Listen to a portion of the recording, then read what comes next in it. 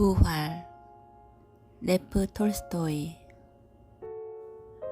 부활은 레프 톨스토이가 1899년에 발표한 소설입니다. 톨스토이 작가의 자전적 소설로 읽히기도 합니다. 사랑과제, 회개, 도덕적인 변화 등을 다룹니다. 네홀루도프와 그의 고모덕에서 일하던 하녀인 가추사는 서로 사랑하는 사이였습니다. 두 사람의 사랑은 네홀루도프가 가추사를 배반하고 떠나면서 안타깝게 끝나버렸습니다. 사랑하는 남자에게 배신당한 가추사는 그날 이후로 성과 신을 믿지 않게 되었습니다. 네홀루도프와 가추사는 훗날 법정에서 재회합니다. 기소장의 내용은 이러했다. 1880몇 년 1월 17일 마브리타니아 호텔에 투숙 중이던 쿠르간시 출신의 2급 상인 베라폰트 예멜리아노비치 스밀코프가 불의의 죽음을 당했다. 제4구역 경찰서 담당 검시관은 사인을 폭음으로 인한 심장 파열이라 밝혔고 스밀코프의 시신은 매장되었다.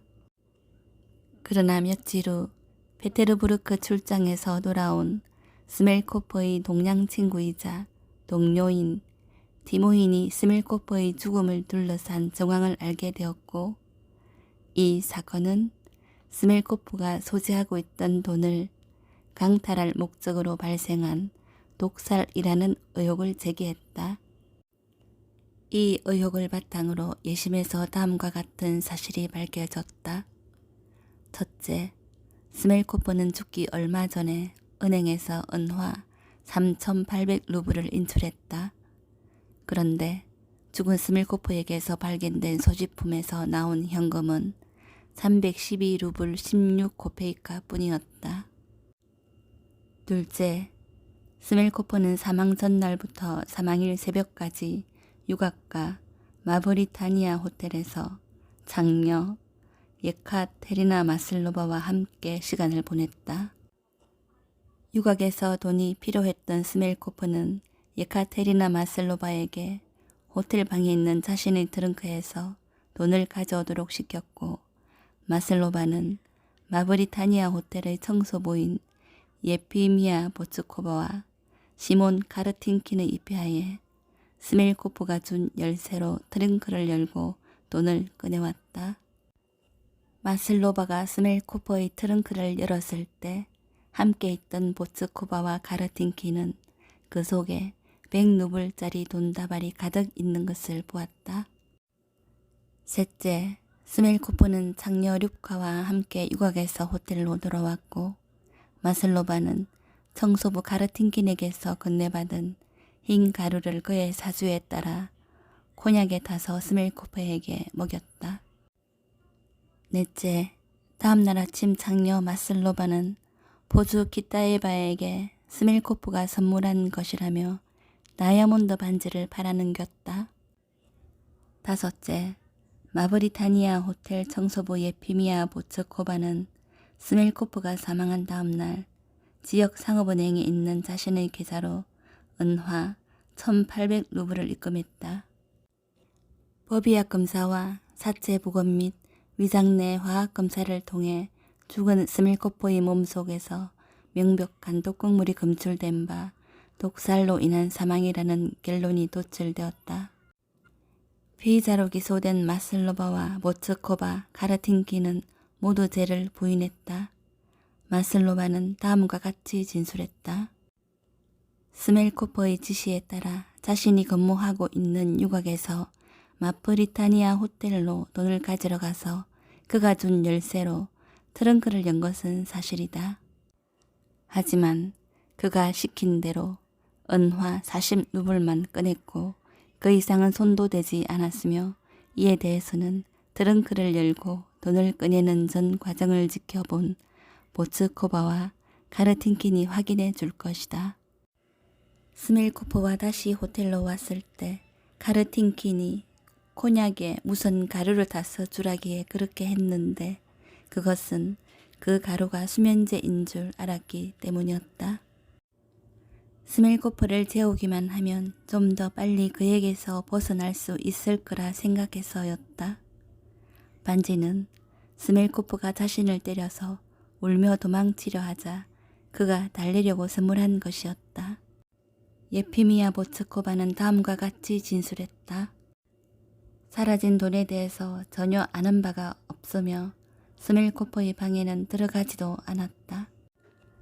그 방을 자유롭게 들락거릴 수 있었던 이는 마슬로바 뿐이니 만약 스멜코프의 돈이 없어졌다면 그것은 분명 마슬로바가 열쇠를 받아 돈을 가지러 왔을 때 훔쳤을 것이다. 서기가 여기까지 읽자 마슬로바는 몸을 바르르 떨면서 입을 벌린 채 보츠코바를 쏘아보았다. 서기는 계속해서 기소장을 읽었다.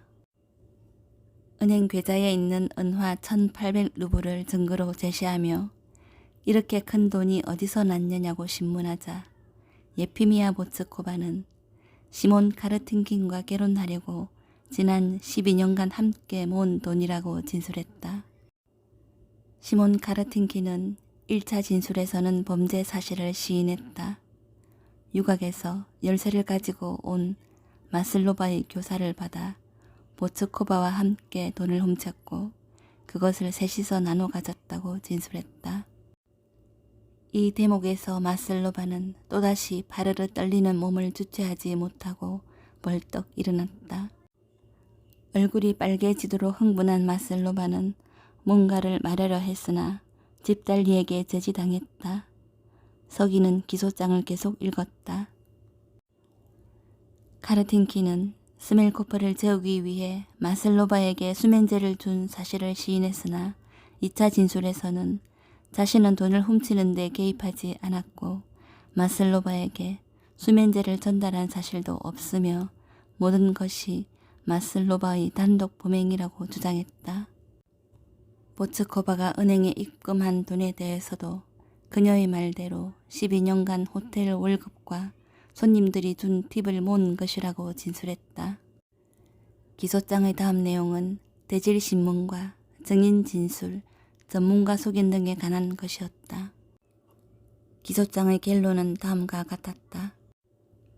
상기 사실에 의거하여 보르키 마을 농민 출신 33세 시몬 베트로프 카르틴킨과 43세 평민 예피미야 이바노바 보츠코바 그리고 27세 평민 예카테리나 미하일로바 마슬로바는 1880 몇 년 1월 17일 사전 모의 끝에 현금과 반지를 포함해 은화 2500루블에 달하는 상인 스멜코프의 금품을 절취하고 스멜코프의 목숨을 해할 목적으로 독극물을 먹인 바 그로 인해 스멜코프를 죽음에 이르게 한 살해 혐의로 기소되었다.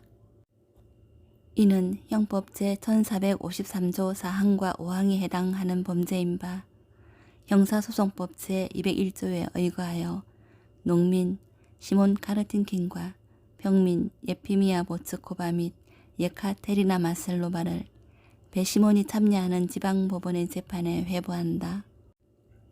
기나긴 낭독을 마친 서기는 기소장을 정리한 후 양손으로 긴 머리카락을 가다듬으며 자리에 앉았다.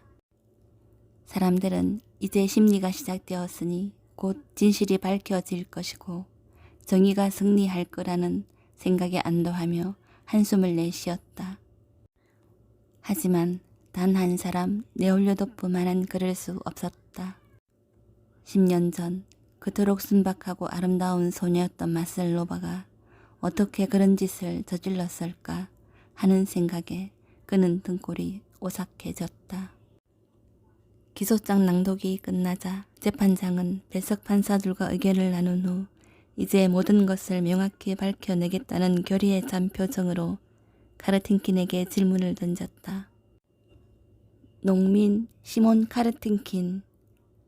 재판장은 왼쪽으로 몸을 기울이며 말을 시작했다. 시몬 카르틴킨은 몸 전체를 앞으로 기울이더니 긴 소매에서 팔을 쭉 뻗으며 일어섰다. 얼굴 근육은 여전히 실룩거리고 있었다.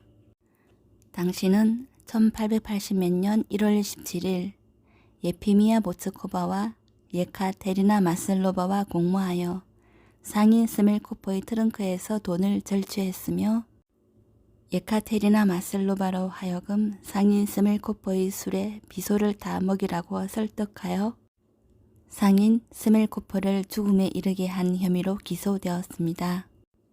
당신의 죄를 인정합니까? 말을 마치자 재판장은 몸을 다시 오른쪽으로 기울였다. 말도 안 됩니다.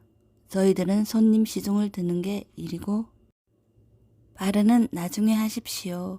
당신의 죄를 인정합니까? 절대 아닙니다. 저는 그저 나중에 발언하라고 했습니다. 죄를 인정하는지만 답하십시오. 차분하지만 명확한 어조로 재판장이 반복해 물었다. 결단코 아닙니다. 왜냐하면 이번에도 집달리가 시몬 카르틴킨에게 다가가 엄한 목소리로 그의 말을 가로막았다. 재판장은 첫 질문은 이것으로 됐다는 듯 팔을 뻗어 손에 든 서류를 멀리 밀어놓고 예피미야 보츠코바에게 질문을 던졌다. 예피미야 보츠코바, 당신은 1880몇 년 1월 17일 마브리타니아 호텔에서 시몬 카르틴킨과 예카테리나 마슬로바와 함께 상인 스멜코프의 트렁크에서 돈과 반지를 절취하여 나눠 가진 후 범행을 은닉할 목적으로 상인 스멜코프에게 독극물을 먹여 죽음에 이르게 한 혐의로 기소되었습니다. 당신의 죄를 인정합니까? 저는 결벽합니다. 저는 그 방에 들어가지도 않았습니다. 그 방에 들어간 건 이 망할 년인이 그 짓을 저지른 것도 인연이겠죠. 여자는 단호한 어조로 말했다. 발언은 나중에 하십시오. 그러니까 당신 역시 죄를 인정하지 않는다는 말입니까? 재판장은 다시 낮고도 명확한 어조로 말했다. 저는 돈을 훔치지도 독약을 먹이지도 않았습니다. 그 방에 들어가지도 않았어요. 만약 제가 그 방에 있었다면 인연을 내동댕이 쳤을 겁니다. 죄를 인정하지 않는다는 말이군요. 절대 인정 못합니다. 좋습니다. 예카테리나 마슬로바. 재판장은 세 번째 피고를 향해 신문을 시작했다. 당신은 유곽에서 상인 스멜코프의 트렁크 열쇠를 들고 호텔 방으로 들어와서 트렁크에 있던 돈과 반지를 훔쳤습니다. 재판장은 수업 내용을 외워버린 선생처럼 술술 말하면서도 동시에 현장 점검을 목록에 유리병이 빠져 있다고 일러주는 왼쪽 배석 판사의 말에 귀를 기울였다. 당신은 트렁크에 있던 돈과 반지를 훔쳤습니다. 재판장은 다시 말했다. 그리고 절취한 돈을 나눠 가진 다음 다시 상인 스멜코프와 함께 마브리타니아 호텔로 왔으며 스멜코프에게 독이 든 술을 먹여 죽음에 이르게 했습니다. 당신의 죄를 인정합니까? 저는 아무 죄도 없습니다. 마슬로바는 즉각 입을 열었다. 처음 진술과 같습니다. 저는 훔치지 않았습니다. 정말입니다. 그 어떤 것도 훔치지 않았습니다. 반지는 그 사람이 제게 직접 준 겁니다. 당신은 2,500루블을 절취한 죄를 인정하지 않는다는 겁니까? 재판장이 물었다. 40루블 외에는 건드리지 않았습니다. 그럼 상인 스멜코프의 술잔에 가루약을 탄 점에 대해서는 유죄를 인정합니까? 그 점은 인정합니다. 하지만 이들이 수면제니까 별탈 없을 거라고 해서 그렇게 믿었을 뿐이에요.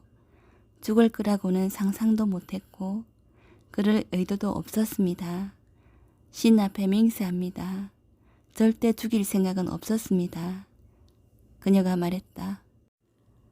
그렇다면 당신은 상인 스멜코프의 돈과 반지를 절취한 사실에 대해서는 인정하지 않지만 가루약을 먹인 것은 인정한다는 말입니까? 재판장이 말했다. 그러니까 인정은 하지만 전 그게 수면제인 줄 알았습니다. 잠을 재우려고 먹였을 뿐이에요. 다시 말하지만 그를 죽여야 할 이유가 없었고 그럴 생각조차 하지 않았습니다. 좋습니다. 재판장은 신문 결과에 크게 만족하는 듯 했다. 그렇다면 무슨 일이 있었는지 얘기해 보세요. 재판장은 양손을 책상에 올리고 등받이에 몸을 기대면서 말했다. 당시 상황을 모두 말해보세요. 사실대로 고백한다면 형량이 가벼워질 수도 있을 겁니다. 하지만 마슬로바는 재판장을 바라보기만 할 뿐 입을 열지 않았다. 당시 상황을 모두 말해보세요. 당시 상황이라고요? 마슬로바가 불쑥 말을 시작하더니 빠르게 쏟아냈다. 호텔에 갔더니 그 사람이 머무르던 방으로 안내해 주었어요. 그 사람은 이미 고수망태가 되어 있었고요. 마슬로바는 겁에 질린 듯 두 눈을 부릅뜨고 그 사람이라고 말했다. 저는 그만 나오고 싶었지만 그 사람이 놔두질 않았어요. 순간 흐름을 놓친 것인지 아니면 다른 생각이 끼어들었는지 마슬로바는 갑자기 말을 멈추었다. 그래서 그 다음은? 다음이랄 게 뭐가 있겠어요. 그곳에 좀 더 머무르다가 나왔습니다. 그 순간 검사보가 한쪽 팔에만 몸을 실은 어색한 자세로 엉거주춤 일어섰다. 질문 있습니까? 검사보가 그렇다고 대답하자 재판장은 허락한다는 뜻으로 손짓을 해 보였다. 피고에게 묻겠습니다. 피고는 시몬 카르틴킨을 예전부터 알고 있었습니까? 검사보는 마슬로바를 쳐다보지도 않은 채 묻고는 미간을 찌푸리며 입술을 꽉 다물었다. 재판장이 검사보의 질문을 되풀이해 묻자 마슬로바는 겁에 질린 표정으로 검사보를 응시했다. 시몬을요? 네, 알고 있었습니다. 마슬로바가 대답했다. 그럼 피고와 카르틴킨은 어떤 관계였는지 알고 싶군요. 자주 보던 사이였습니까? 어떤 관계나니요. 손님들이 오면 저를 불러줬을 뿐 딱히 관계랄 것도 없었습니다. 마슬로바는 불안한 눈빛으로 검사보와 재판장을 번갈아 쳐다보며 대답했다. 왜 카르틴키는 손님들에게 다른 여자들 말고 유독 피고 마슬로바만 불러줬을까요? 검사보는 실눈을 뜨고 메피스토펠레스 같은 교활한 미소를 지으며 물었다. 모르겠어요. 그걸 제가 어떻게 알겠어요? 마슬로바는 겁에 질려 주변을 둘러보다가 네올르도프에게 시선이 멈췄다. 내키는 대로 불렀겠죠. 설마 날 알아본 건 아니겠지? 네올르도프는 깜짝 놀라 피가 거꾸로 솟는 듯 했다. 하지만 마슬로바는 그를 알아보지 못하는 듯 다시 시선을 돌려 겁먹은 표정으로 검사부를 응시했다. 그렇다면 피고는 카르틴킨과 친밀한 관계가 아니었다는 거군요. 저는 더 이상 신문할 것이 없습니다. 검사부는 이어 책상에서 팔꿈치를 떼고 뭔가를 적기 시작했다. 사실 그는 아무것도 적고 있지 않았다. 그저 펜으로 전에 적은 메모 위에 덧칠을 하고 있을 뿐이었다. 검사나 변호사들이 어떤 질문 후에 상대방을 더 확실히 제압할 질문을 메모하곤 하는 것을 흉내내고 있는 것이었다. 그 사이 재판장은 금태 안경을 쓴 배석 판사에게 사전에 준비한 질문들을 계속하는데 동의하는지 묻고 있던 터라 마슬로바에 대한 질문을 재개하지 않고 있었다. 그러고는 어떻게 했죠? 재판장의 신문이 계속되었다. 집으로 왔습니다. 마슬로바는 더 이상 주눅들지 않고 재판장만 바라보며 말을 이었다. 마담에게 돈을 건네주고 자러 갔죠. 설핏 잠이 들었는데 같이 일하는 베르타가 절 깨우더군요. 그 손님이 다시 왔어. 어서 가봐. 라고 말이에요. 나가고 싶지 않았지만 마담이 가보라고 했어요. 그 사람이 와 있더군요. 마슬로바는 다시 두려운 듯 그 사람이라고 말했다. 그 사람은 우리 아가씨들에게 술을 마구 퍼먹였습니다. 술을 더 가져오려고 했지만 이미 가진 돈이 바닥난 상태였어요. 마담이 외상을 주지 않자 그 사람이 나를 호텔 방으로 보낸 겁니다. 돈이 있는 곳을 알려주며 저에게 가져오라 했고 저는 호텔로 갔습니다. 재판장은 왼쪽 배석 판사와 뭔가 귓속말을 나누느라 마슬로바의 말을 듣지 못했지만 다 듣고 있었던 척 그녀의 마지막 말을 반복했다. 호텔로 가서 어떻게 됐죠? 재판장이 물었다. 그 사람이 시킨 대로 방으로 들어갔어요. 저 혼자 들어간 건 아니고 시몬 미하일로비치와 이 여자를 불렀습니다. 마슬로바는 보츠코바를 가리키며 말했다. 거짓말이에요. 들어가긴 누가 들어갔다고. 보츠코바가 말을 이어려 했으나 곧 제지당했다. 이들이 보는 앞에서 10루블짜리 붉은 지폐 4장을 꺼냈습니다.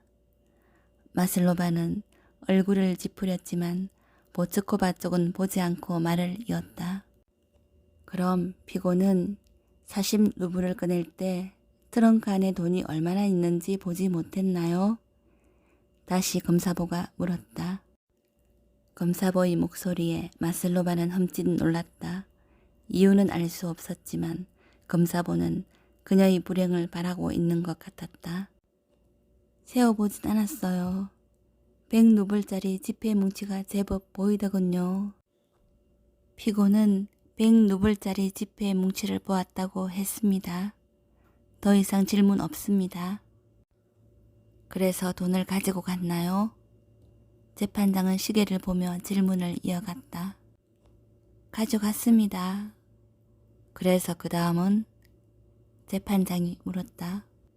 그리고는 그 사람이 다시 저를 데리고 나갔습니다. 마슬로바가 대답했다. 그럼 그 가루약은 어떻게 먹였습니까? 재판장이 물었다. 어떻게 먹였냐고요? 술에 타서 줬죠. 무슨 목적으로 준 겁니까? 마슬로바는 대답 대신 무겁고 깊은 한숨을 내쉬었다. 그 사람이 절 계속 보내주지 않았습니다. 마슬로바는 잠시 말을 멈추었다가 다시 이었다. 그 사람 때문에 전 녹초가 되어 있었어요. 복도로 나와 시몬에게 말했습니다. 날 이만 보내줬으면 좋겠어. 너무 피곤해. 그러자 시몬 미하일로비치가 그러더군요. 우리도 저 사람이 지겨워. 수면제를 먹일까 해. 그가 잠들면 너도 갈 수 있겠지. 전 좋다고 했습니다. 정말 그냥 수면제인 줄 알았어요. 시몬이 조그만 종이 봉투를 주었습니다. 방으로 들어갔더니 칸막이 뒤에 누워있던 그 사람이 브랜드를 가져오라고 명령했어요. 전 식탁에서 빈 샹파뉴 병을 집어들어 2잔을 따랐고 그의 잔에 가루약을 타서 주었죠. 독약인 줄 알았다면 그러지 않았을 거예요.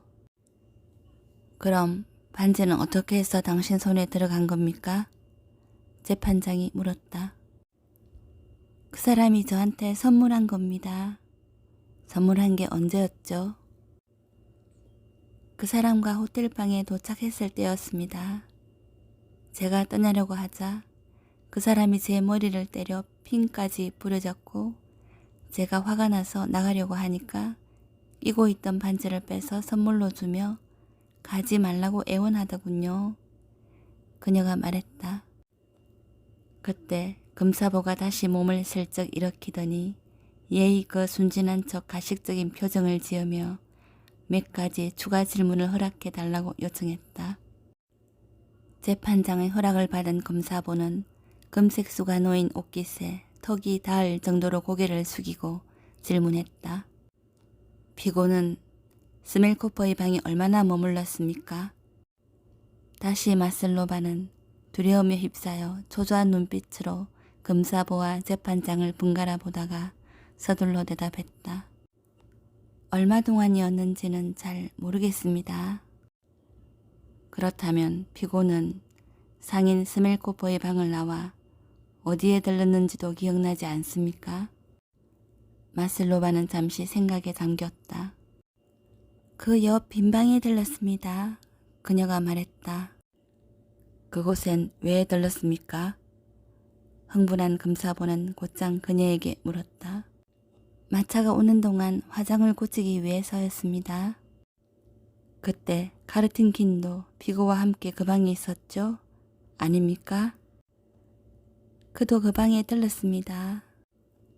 왜였죠?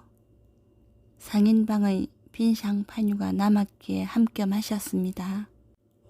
아, 함께 마셨다고요? 좋습니다. 그럼 피고는 카르틴 킨과 얘기를 나누었겠군요. 어떤 얘기였습니까? 갑자기 마슬로바의 얼굴이 벌개지더니 미간을 찌푸리며 그녀는 빠르게 말했다. 무슨 얘기를 했냐고요? 아무 얘기도 하지 않았습니다. 당시 상황은 이미 다 말씀드렸고 더 이상은 아는 게 없습니다. 전 어떻게 해도 어쩔 수 없지만 전 정말 죄가 없습니다. 더 이상 질문 없습니다. 재판장에게 말한 후 검사보는 부자연스럽게 어깨를 어색해 보이곤 피고가 시몬과 빈방에 들렀다는 진술 내용을 요약해 빠르게 적었다. 정적이 감돌았다. 더 할 말이 있습니까? 없습니다. 마슬로바는 한숨을 쉬며 자리에 앉았다. 재판장은 종이에 뭔가를 적기 시작하더니 왼쪽 배석 판사가 뭐라고 귓속말을 하자 10분간 휴정을 선언한 다음 서둘러 자리에서 일어나 법정을 빠져나갔다. 키가 크고 턱수염이 수북한 스글스글한 눈매의 배석 판사가 재판장에게 한 말은 가벼운 위장장애가 있어 약을 먹고 마사지를 좀 하고 싶다는 것이었다. 그것이 휴정의 이유였다. 판사들에 이어 배시몬과 변호사, 증인들도 자리에서 일어났다. 그들은 이 중요한 재판 중 일부분을 끝냈다는 안도감을 느끼며 뿔뿔이 흩어졌다. 네홀류도프는 배시몬실로 들어가 창가에 앉았다. 그렇다. 그녀는 카츄샤였다. 네홀류도프와 카츄샤의 관계를 설명하면 이렇다. 네홀류도프가 카츄샤를 처음 본 것은 대학교 3학년 여름방학 고모집에 머물며 토지 사유에 관한 논문을 집필하던 때였다. 보통 여름이면 그는 모스크바 근교에 있는 어머니 소유의 영지에서 어머니와 누이와 함께 지내곤 했다. 하지만 그 해에는 누이가 시집을 갔고 어머니도 요양차 외국의 온천지로 떠난 뒤라 논문을 써야 했던 네홀류도프는 고모 집에서 여름을 보내기로 했다. 그 벽초는 조용하기 그지없었고 한눈 팔 것도 없었다. 두 고모는 상속인이자 조카인 네홀류도프를 끔찍이 사랑했고 그 또한 고모들과 그들의 담백하고 고풍스러운 생활 방식을 사랑했다. 고모집에서 보낸 그 여름, 네홀류도프는 난생 처음으로 타인에 의해서가 아니라 스스로 삶의 아름다움과 의미를 깨닫고 인간에게 주어진 삶의 과업이 얼마나 중요한지 깨닫는 황홀을 경험했다. 그는 자신과 세계가 무한히 향상될 수 있다는 가능성을 발견했다. 자신이 꿈꾸는 어떤 완성에 도달할 수 있다는 희망과 확신을 가지고 삶의 과업에 매진하는 것도 황홀한 일이었다. 바로 그 해에 그는 스펜서의 사회 정학을 읽었다. 토지 사유에 대한 스펜서의 견해는 대지주의 아들인 네홀류도프에게는 특히 강한 인상을 남겼다. 그의 아버지는 부자가 아니었지만 어머니가 결혼 지참금으로 약 10,000헥타르에 이르는 토지를 가져온 것이다. 원래부터 도덕적 명분을 위한 희생에서 높은 정신적 만족을 느끼는 부류였던 네올리오도프는 토지의 사적 소유가 얼마나 가혹하고 불공평한 제도인지 깨달았다. 그는 토지재산권을 행사하지 않기로 결심하고 당시 아버지의 유산으로 받은 토지를 농민들에게 모두 나누어 주었다. 논문 역시 바로 이 주제로 쓰던 중이었다. 그해 시골 고모집에서의 일과는 보통 이랬다. 네올리오도프는 매우 일찍 일어났다. 그는 아직 해가 떠지도 아침 안개가 거치지도 않은 시간에 산 아래 냇가로 수영을 하러 갔다가 꽃과 풀이 맺힌 이슬이 채 마르기 전에 돌아왔다. 모닝커피를 마신 후에는 때로 논문을 쓰거나 참고 문헌을 읽는 일에 몰두하기도 했지만 책을 던져놓고 들판과 숲을 거니는 일이 더 많았다.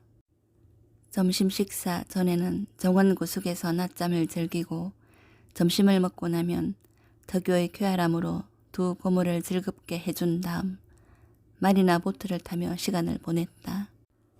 저녁이 되면 다시 책을 읽거나 고모들과 카드놀이를 했다.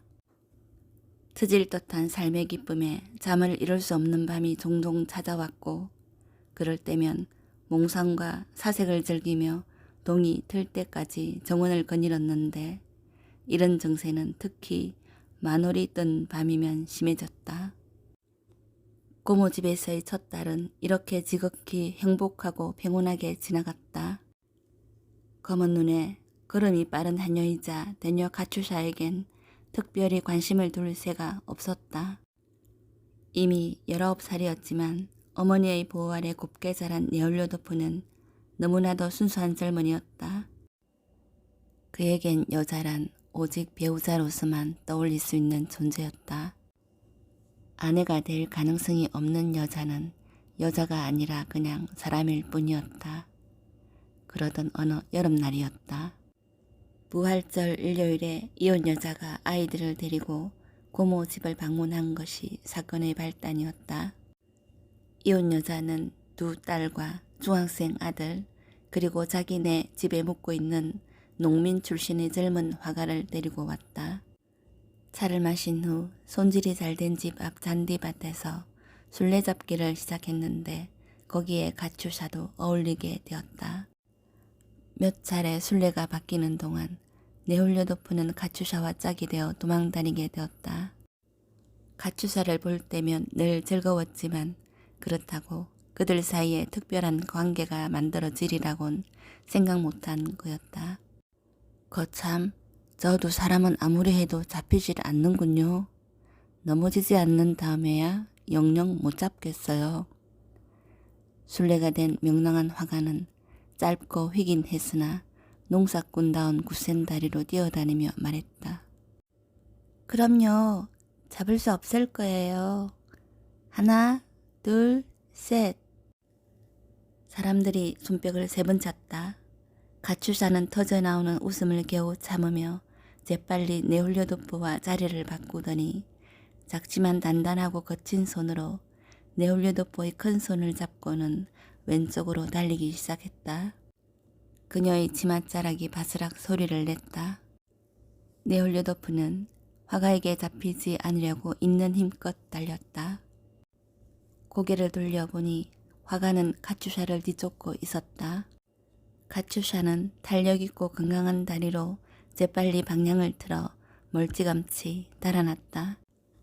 그 앞으로 라일락 화단이 있었는데 사람들이 아무도 안 보이자 카츄샤는 네올리오도프를 돌아보고는 화단 뒤에서 만나자는 뜻으로 고개짓을 해 보였다. 신호를 알아채고 얼른 라일락 숲을 쪽으로 달려갔지만 그는 화단 뒤에 쐐기풀이 무성하게 자란 도랑이 있다는 걸 모르고 있었다. 그는 도랑 쪽으로 넘어져 두 손이 쐐기풀 가시에 찔리고 그새 내리기 시작한 저녁 이슬에 젖어버렸다. 그는 무한한 웃음을 터뜨리며 벌떡 일어나 마른 곳으로 뛰어올랐다. 촉촉한 블랙커런트 열매처럼 검은 눈을 빛내는 가추샤가 방긋 웃으면서 네올리오도프에게 달려왔다. 두 사람은 서로를 향해 뛰어가 손을 맞잡았다. 가시에 찔린 거예요? 다른 손으로 흥그러진 머리를 매만지며 카츄샤가 물었다. 그녀는 가쁜 숨을 몰아쉬며 미소를 머금은 얼굴로 네올류도프의 얼굴을 똑바로 올려다봤다. 도랑이 있는 줄 몰랐어요. 네올류도프도 그녀의 손을 꼭 쥔 채 방긋 웃으며 말했다. 그녀가 바싹 다가오자 그는 저도 모르게 그녀 쪽으로 얼굴을 돌렸다. 그녀가 피하지 않자 그는 잡은 손에 더욱 힘을 주고는 그녀의 입술에 키스했다. 어머, 어떡해. 그녀는 재빨리 손을 빼고는 그 자리에서 달아났다. 카츄샤는 꽃이 이미 떨어진 랄라까지 두 개를 꺾어 화끈 달아오른 자신의 얼굴을 토닥토닥 두드리며 네올류도프 쪽을 바라보았다. 카츄샤는 그를 향해 두 팔을 크게 흔들어 보이고는 획 뒤돌아 사람들이 있는 쪽으로 달려갔다. 이때부터였다. 네올류도프와 카츄샤 사이에 순수한 청춘 남녀 사이에 생기게 마련인 특별한 호감이 생기게 된 것은 카츄샤가 방으로 들어오거나 저 멀리 그녀의 하얀 앞치마가 보일라 치면 네올류도프의 세상은 마치 태양이 떠오를 때처럼 환하게 밝아졌다. 모든 것이 더 재미있고 더 즐겁고 더 의미 있는 것으로 변해 삶의 기쁨이 넘쳐났다. 카츄샤도 마찬가지였다. 카츄샤가 네올류도프 눈앞에 있거나 가까이 있을 때만 그런 게 아니었다. 네올류도프는 카츄샤가 존재한다는 사실 자체만으로도 기쁨을 느꼈고 카츄샤 또한 그랬다. 네올류도프는 어머니에게서 언짢은 편지가 오거나 논문이 잘 써지지 않을 때 혹은 젊은이들이 흔히 그렇듯 까닭모를 애수에 사로잡힐 때 카츄샤를 떠올렸다. 그녀를 떠올리고 또 그녀를 곧 만난다는 생각만 해도 모든 근심 걱정이 한순간에 사라졌다.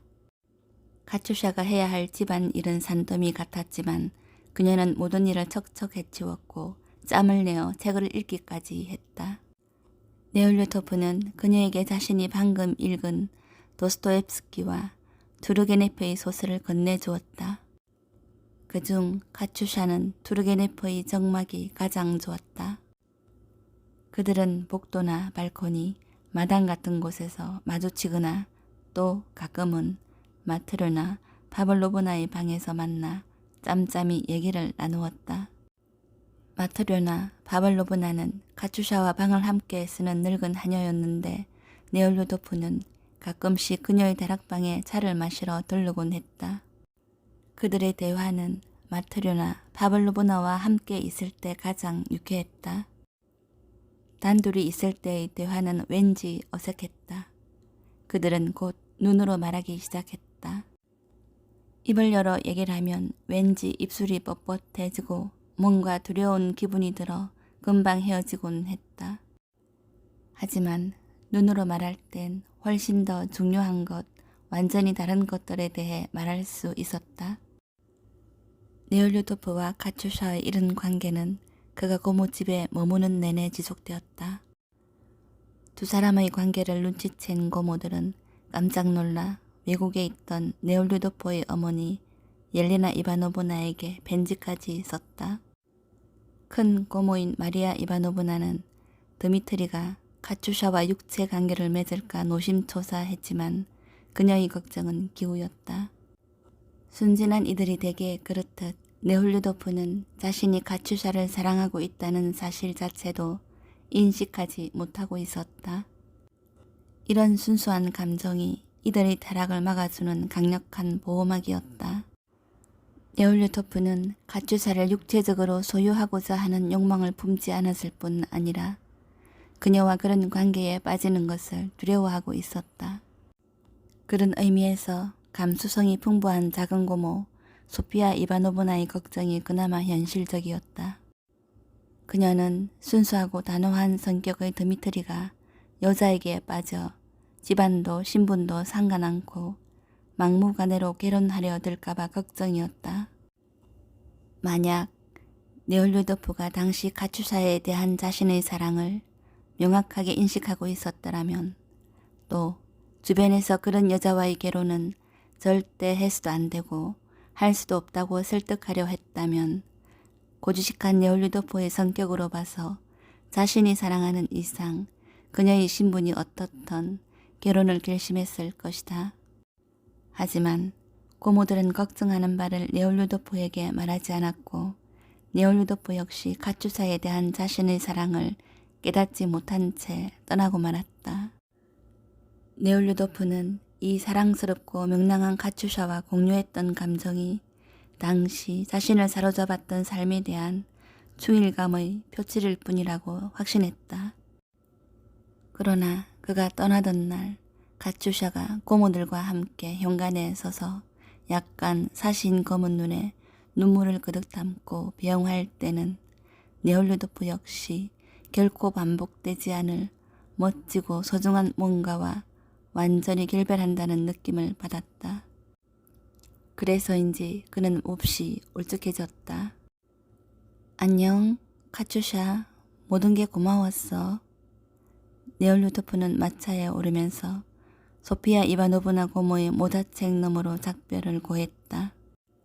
안녕히 가세요, 드미트리 이바노비치. 카츄샤는 두 눈에 가득 고인 눈물을 애써 참으며 낭낭하고 따뜻한 목소리로 말했다. 그러고선 외진 처마 아래로 가서 펑펑 울음을 터뜨렸다. 그 후 3년 동안 네올루도프는 카츄샤를 만나지 못했다. 그가 카츄샤를 다시 만난 것은 역시 고모 집에서였다. 막 장교로 임관되어 부대로 부임하러 가는 길이었다. 네올루도프는 3년 전과는 완전히 다른 사람이 되어 있었다. 예전의 네올루도프는 옳은 일을 위해서라면 제 모든 것을 헌신하는 성실하고 이타적인 청년이었지만 이제 그는 고상한 척 쾌락만 쫓는 방탕한 이기주의자였다. 환희에 찬 마음으로 신이 창조한 이 미지의 세계를 탐구하고자 애썼던 그는 이제 이 세계의 모든 것은 너무나 단순하고 뻔하다고, 이 모든 것은 자신이 속한 삶의 환경에 의해 결정된다고 생각하게 되었다. 예전의 그에게 여자란 신비로운 존재이며 바로 이 신비로움 때문에 매력적인 존재였지만 지금 그에게 가족이나 친구의 아내를 제외한 모든 여자는 쾌락을 보증하는 최고의 수단 그 이상도 이하도 아니었다. 예전에는 돈 쓸 일이 없어서 어머니가 주신 용돈도 3분의 2 이상은 쓰지 않았고 아버지에게 상속받은 토지도 모두 농민들에게 분배해 줄 정도였지만 이제는 어머니가 매달 주는 1,500루블도 모자라 돈 문제로 어머니와 목청을 높이는 일이 다반사였다.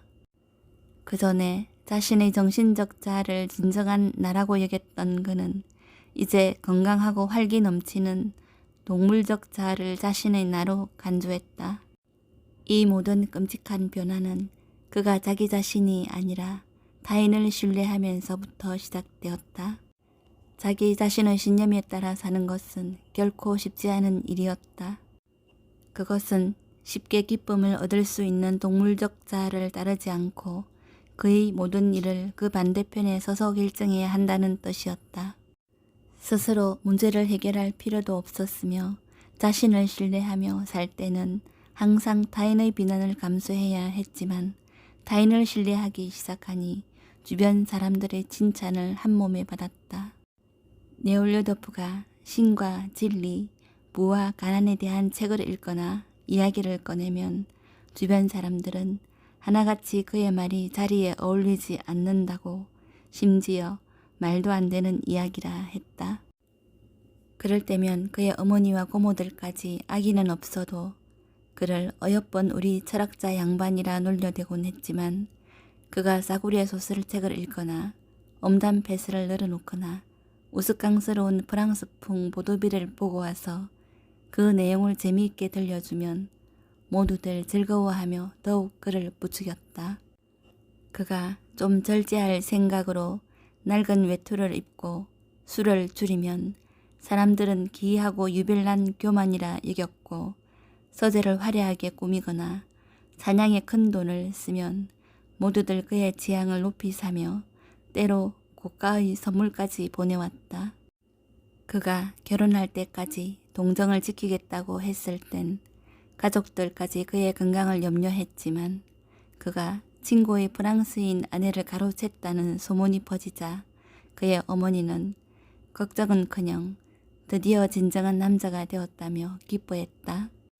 그런 어머니였기에 아들이 가추샤와 결혼 결심할 뻔했다는 생각만 해도 몸서리가 젖었다.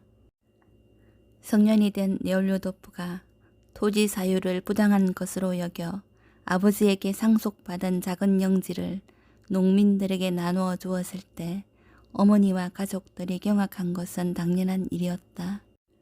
친척들은 그를 비난하고 조롱했다.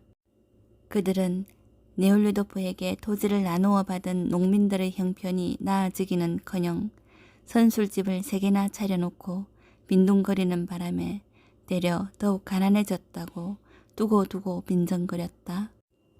근위대에 들어가 명문가 출신 동료들과 어울리던 네올류도프가 도박에서 큰 돈을 잃어 어머니 옐레나 이바노브나가 자산의 일부에 손을 대야 했을 때도 그녀는 슬퍼하기는커녕 상류사회의 젊은이가 한 번쯤 앓던 열병처럼 자연스러운 일이라고 오히려 잘된 일이라고 생각했다. 네올류도프도 처음에는 이런 풍조에 저항했다. 하지만 그 싸움은 너무나도 힘들었다. 그가 신념을 갖고 한 일들에 대해선 모두들 나쁘다 보았고 반대로 그가 옳지 않다고 생각하는 것들에 대해선 옳은 거라 말했다. 결국 네올류도프가 손을 들었다. 그는 자기 자신이 아니라 타인을 신뢰하게 되었다. 제 안의 신념을 포기한다는 것이 처음에는 유쾌한 건 아니었지만 이 기분은 그리 오래가지 않았다. 술과 담배를 시작하자 불편한 마음은 곧 사라졌고 오히려 큰 안도감까지 느껴졌다. 타고난 성정이 열정적이었던 네올류도프는 주변 사람들이 인정하는 새로운 생활에 전적으로 몸을 맡겼다. 이와는 다른 것을 요구하는 내면의 목소리에는 아예 길을 막아버렸다. 페테르부르크로 이사한 뒤 시작된 이런 생활은 군대에 들어갈 무렵에는 절정에 달했다. 군생활은 사람을 완전한 무의도식에 빠지게 만들어 결국 타락으로 이끈다. 합리적이고 유익한 활동이란 찾아볼 수 없으며 인간으로서 마땅히 지켜야 할 의무는 사라지고 부대와 제복, 깃발 따위의 상징적 명예만 강조된다. 타인에 대한 절대적인 지배력을 부여하는 한편 상관에 대한 노예 같은 복종을 강요한다. 제복과 깃발에 대한 맹목적인 숭배나 폭력과 살인의 무긴 말고도 명문가 출신 장교들만 근무하는 근위대 내의 막연한 부의 타락, 그리고 황족과의 교류는 사람을 극단적인 이기주의로 내몰았다. 네올류도프 역시 입대 후 동료들과 어울리면서 자연스럽게 이런 광적인 이기주의에 빠져들었다. 하는 일도 거의 없었다. 그저 다른 사람이 깔끔하게 다려준 군복을 입고 다른 사람이 만들고 깨끗이 손질해서 갖다 바친 무기를 들고 역시 다른 사람이 키우고 길들인 준말을 타고 훈련이나 사회를 하고 그와 다를 바 없는 동료들과 검술이나 사격술을 연습하고 또 그것을 남에게 가르치는 게 다였다. 이 정도 일들에 황제를 비롯한 그의 측근들과 고위층 인사들은 칭찬과 격려뿐 아니라 사의를 표했다. 일과가 끝나면 장교 클럽이나 최고급 술집에서 어디서 생겼는지도 모르는 돈을 흥청망청 뿌리며 먹고 마시는 게 미덕으로 간주되었다. 그 다음은 극장이나 무도회장, 유곽으로 자리를 옮겼고 그러고 나선 다시 말을 타고 칼을 휘두르며 쏘다니다가 또다시 술과 노름과 여자의 돈을 탕진했다. 이런 생활은 군인들에게 특히나 치명적이었다. 민간인이라면 영혼 깊은 곳에서 수치심을 느낄 만한 이런 생활은 군인들에게는 오히려 자부심을 불어 넣어주기까지 했다. 그것은 네올류도프처럼 러시아가 터키에 선전포고한 직후에 입대해 전시를 맞은 군인들에게는 더욱 심했다. 그들은 우리는 전장에서 목숨을 바칠 각오를 한 사람들이니 안락하고 즐거운 생활을 누릴 자격도 있고 또 그럴 필요도 있어 라고 생각했다. 그 시절 네올리도프 역시 막연하게나마 그렇게 생각했다. 군생활 내내 그는 그전에 스스로 규정했던 모든 도덕적 구속에서 해방된 황홀한 자유를 맛보았고 뿌리 깊이 박힌 광적인 이기주의에서 한시도 벗어나지 못했다. 3년 만에 고모집을 방문한 네올리도프는 바로 그런 상태였다. 네올리도프가 고모집에 들른 것은 영지가 군부대로 가는 길에 있으니 꼭 들르라는 고모들의 간절한 부탁이 있기도 했지만 무엇보다 가출사를 만나기 위해서였다. 어쩌면 그때 이미 그의 마음속 깊은 곳에서는 고삐 풀린 동물적 자아가 가출사를 능욕하라고 속삭이고 있었는지도 모른다. 하지만 그 역시 이런 추악한 마음은 미처 깨닫지 못하고 있었다. 그저 그 평온한 곳에서 조금 촌스럽지만 사랑스럽고 선량한 티나지 않게 그를 사랑하고 존중해주는 고모들을 만나고 또 좋은 추억을 남겨준 사랑스러운 가출사도 만나고 싶었을 뿐이었다. 네올리도프가 고모집에 도착한 것은 사순절 마지막 주인 3월 말 금요일이었다. 억수같이 쏟아지는 빗속에서 질퍽이는 흙단길을 지나오느라 온몸이 흠뻑 젖어 얼어붙었지만 특유의 그 원기와 활력만은 잃지 않았다. 가출샤는 아직 고모댁에 살고 있을까? 네올리도프는 낮은 벽돌담으로 둘러싸인 구식저택의 낯익은 정원으로 마차를 몰고 들어가며 생각했다. 정원에는 지붕에서 떨어진 눈더미가 쌓여 있었다. 마차의 방울 소리를 들은 가출샤가 뛰어나오길 기대했으나 그를 맞이한 건 양동이를 든 두 하녀였다. 바닥을 청소하고 있었는지 맨발에 치맛자락도 걷어올린 채였다. 현관에서도 그녀는 보이지 않았다. 앞치마를 두르고 역시 바닥 청소를 하던 디온이라는 하인만 얼른 나왔다. 실크 드레스에 보닛을 쓴 소피아 이바노브나가 응접실로 나왔다. 어서 오거라 얘야. 소피아 이바노브나가 그에게 입을 맞추며 말했다. 마셴카 고모는 몸이 좀 안 좋단다. 성당에서 가로한 모양이야. 성찬식이 있었거든. 축복이 있기를 소냐 고모. 네올리도프는 소피아 이바노브나의 손에 입 맞추며 말했다. 죄송해요. 고모 옷까지 젖어버렸네요. 어서 너 방으로 가거라. 흠뻑 젖었구나. 코수염을 길렀네. 카츄샤, 카츄샤. 어서 커피 좀 내오느라.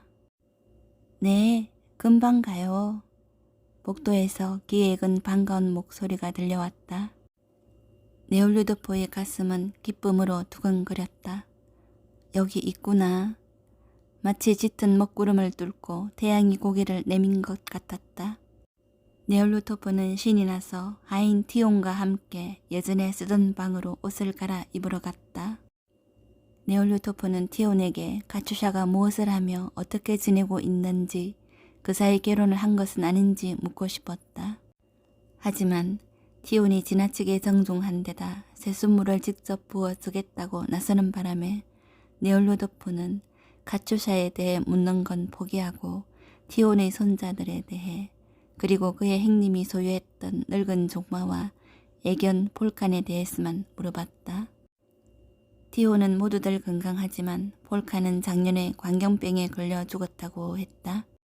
네올리도프가 젖은 옷을 벗고 막 새 옷으로 갈아입기 시작할 즈음 쟁그럼 소리에 이어 문 두드리는 소리가 났다. 네올리도프는 그 발소리와 노크 소리가 누구의 것인지 금세 알아차렸다.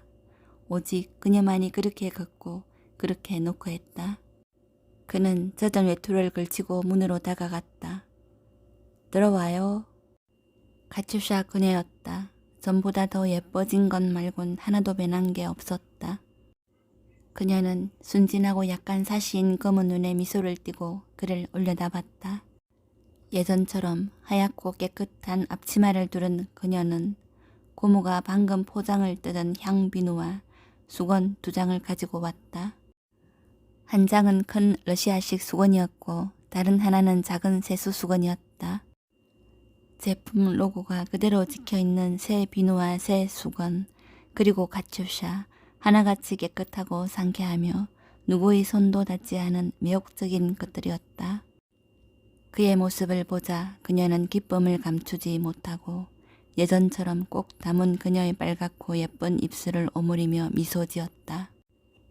드미트리 이바노비치, 오신 걸 환영해요. 그녀가 겨우 입을 뗐다. 그녀의 얼굴이 온통 붉어졌다. 안녕 하세요? 그는 그녀에게 반말을 해야 할지 존대를 해야 할지 몰랐다. 그의 얼굴 역시 붉게 달아올랐다. 건강히 잘 있었어요? 덕분에요. 고모님께서 당신이 좋아하는 장미 비누를 꺼내주셨어요. 가츄샤가 비누는 책상에, 수건은 의자 팔걸이에 놓으면서 말했다. 도련님이 쓰시는 물건들은 여기 다 있는데.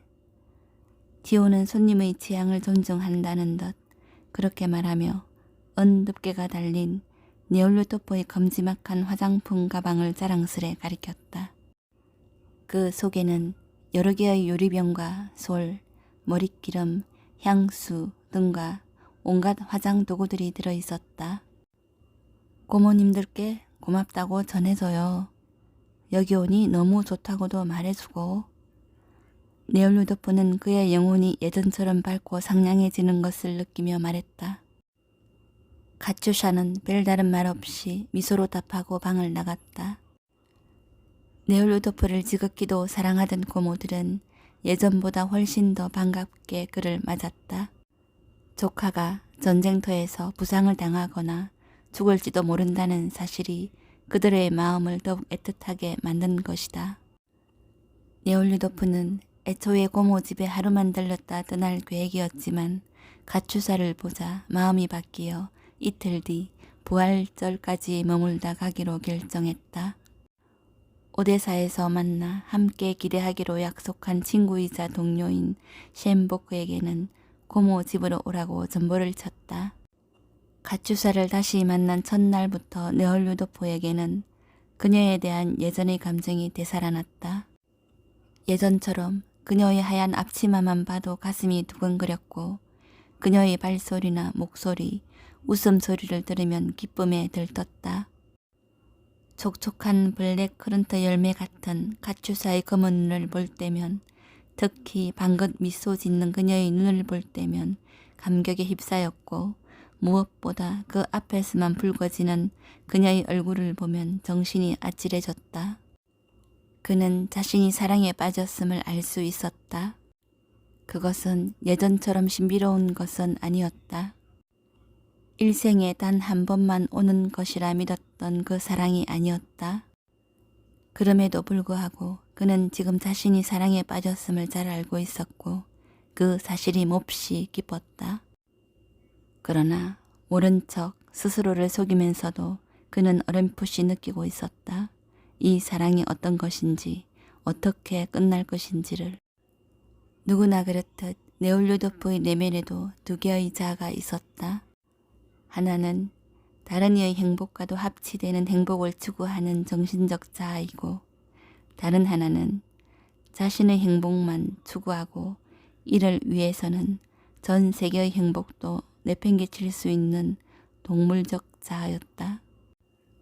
페테르부르크 시절과 군 시절을 거치면서 네올루도프는 광적인 이기주의에 젖은 상태였고 그의 내면에서 정신적 자아는 동물적 자아에 완전히 제압당하고 있었다. 그런데 가추사를 만나 예전에 느꼈던 감정이 되살아나자 그의 정신적 자아가 머리를 들고 제 권리를 주장하기 시작했다. 부활절을 앞둔 이틀 동안 네올루도프의 내면에서는 그 자신도 알아차리지 못한 투쟁이 계속되고 있었다. 마음속 깊은 곳에서는 이곳에 머무를 이유가 전혀 없으니 당장 떠나야 한다고, 더 있어봤자 좋을 게 하나도 없다는 소리가 들려왔지만 이곳 생활이 너무나 즐겁고 유쾌한 나머지 그는 그 소리를 묵살했다. 성 그리스도의 부활절 전날인 토요일 저녁, 자정 미사 집도를 위해 부제와 수사를 대동한 사제가 도착했다. 그들은 성당에서 3km나 되는 고모 집까지 썰매를 타고 물 웅덩이 길을 지나오느라 정말 힘들었다고 했다. 두 고모와 하인들과 나란히 새벽 미사를 올리던 네올료도프는 문간에서 향로를 나르는 가추사를 뚜레제라 바라보았다.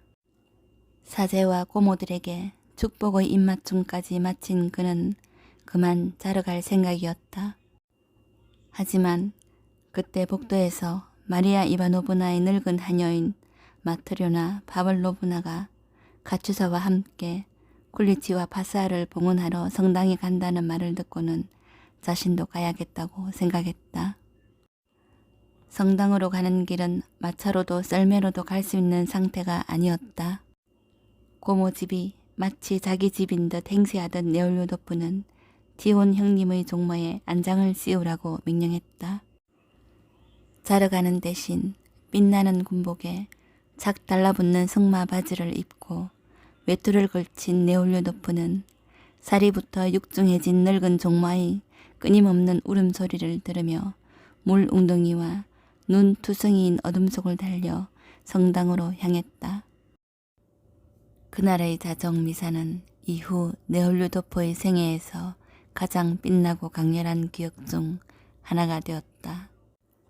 네올료도프는 흰 눈의 희미한 반사광 외에는 아무것도 보이지 않는 칠흑 같은 어둠을 뚫고 첨벙첨벙 물 웅덩이 위를 가로질렀다. 성당 주변에서 타고 있는 등불이 보이자 종마는 길을 쫑긋 세우고 성당 마당에 들어섰다. 이미 미사가 시작되고 있었다. 마리아 이바노브나의 조카를 알아본 농부들이 그가 내리기 편하도록 마른 땅으로 말을 끌고 가 고삐를 묶은 다음 그를 성당 안으로 안내했다. 성당은 그리스도의 부활을 축하하는 사람들로 가득했다. 오른쪽에는 농부들이 모여 있었다. 나이든 남자들은 집에서 만든 저고리를 입고 나무 껍질을 엮어 만든 신발에 각반을 차고 있었고, 젊은 남자들은 새 저고리에 원색 허리띠를 두르고 장화를 신고 있었다. 왼쪽에는 빨간 실크 미사포를 쓴 여자들이 자리 잡고 있었는데 모두 새빨간 블라우스 위에 소매 없는 검은 벨벳 코트를 입고 있었고, 파란색, 초록색, 빨간색 혹은 얼룩무늬 치마 아래에는 징이 박힌 장화를 신고 있었다. 그들 뒤로는 하얀 미사포를 쓴 소박한 차림의 노파들이 전통적인 격자 치마 위에 회색 반코트를 입고 단화나 새로 짠 나무 껍질 신발을 신고 있었다. 사이사이 머리기름을 바르고 예쁘게 차려입은 아이들이 섞여 있었다. 농부들은 성호를 그으며 절을 하고 나서 흘러내린 머리카락을 주물렀다. 여자들, 특히 나이 지긋한 노파들은 촛불에 둘러싸인 성화의 두 눈을 고정시킨 채 단단히 모은 손가락을 이마와 가슴과 양 어깨에 갖다 대며 성호를 긋고는 뭔가를 중얼거리며 허리를 굽히거나 무릎을 꿇었다. 대충 하는 신용만 하던 아이들은 어른들이 눈치를 주면 그제야 열심히 기도했다. 금박을 입힌 대형 촛대들과 그 주변을 에워싼 작은 촛대들이 황금 성화벽을 밝게 비추고 있었다. 대형 샹들리에 역시 촛불로 가득했고, 성가대 쪽에서는 자원성가 대원들의 둔탁한 저음과 소년들의 가는 고음이 유쾌한 선율을 만들어내고 있었다. 네올료토프는 앞쪽으로 나아갔다. 성당 중앙은 귀족들의 자리였다. 해군복을 입은 아들을 대동한 지주 부부와 경찰서장, 전신기사, 발목이 두툼한 장화를 신은 상인, 기념 메달을 단 준장 등이 모여 있었다. 설교대 오른쪽 지주 부인 뒤에 반짝거리는 보라색 드레스에 술이 달린 흰색 쇼를 걸친 마트료나 파블로브나와 가슴 부분에 주름 장식이 있는 흰색 드레스에 하늘색 허리띠를 두르고 검은 머리에 빨간 리본을 단 카츄샤가 있었다. 축제답게 모든 것들이 장엄하고 즐겁고 아름다웠다. 사제들은 황금 십자가가 수놓인 밝은 은색 제의를 입고 부제와 수사들도 축제날 입는 금색과 은색의 미사복을 입고 있었다. 머리기름을 바르고 단정하게 차려입은 자원성가대원들은 즐겁고 흥겨운 선율로 부활절을 찬송하고 사제들은 꽃 장식이 달린 3단 촛대를 들고 신도들에게 성호를 그어주며 연신 예수 부활하셨도다, 예수 부활하셨도다 라고 외쳤다. 모든 것이 아름다웠지만 무엇보다 누구보다 흰색 드레스에 하늘색 허리띠를 두르고 검은 머리에 빨간 리본을 달고 있는 그녀, 환희에 찬 두 눈을 반짝이고 있는 카츄샤가 가장 아름다웠다.